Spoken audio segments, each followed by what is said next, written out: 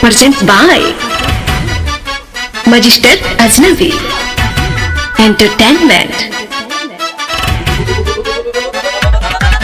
बोला बोला बाबा भोलेनाथ की।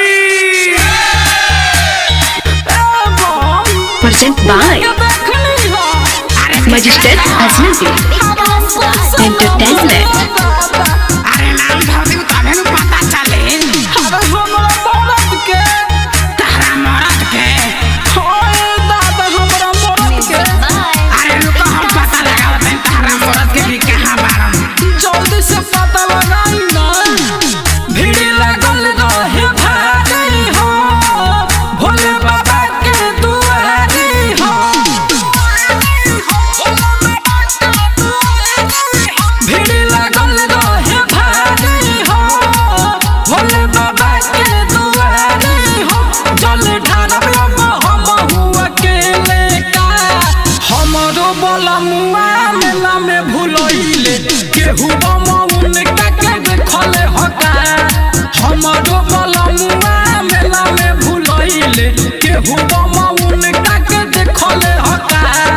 अरे बताई ना का गइले। अरे रोआ मत हम जल्दी पता लगा रहे हैं।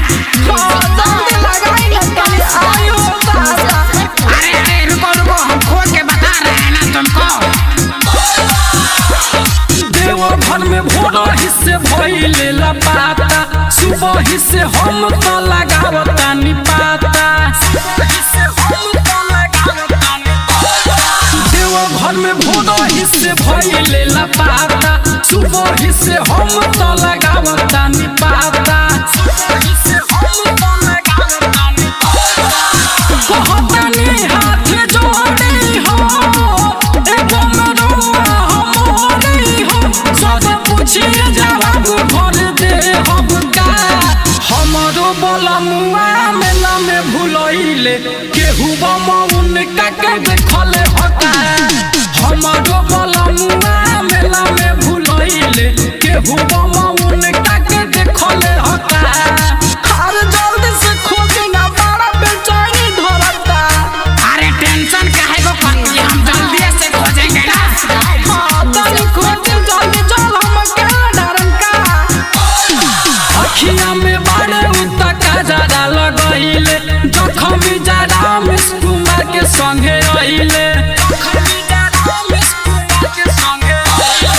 अखियां में बाड़े उता काजरा लगइले जखमी जरा मिसकुमार संगे आइले। चंदन शर्मा खोज गइले हो लागे ना मिले अब पियो हमर। चंद्र मोहन मुन्ना खोज चले आइले का।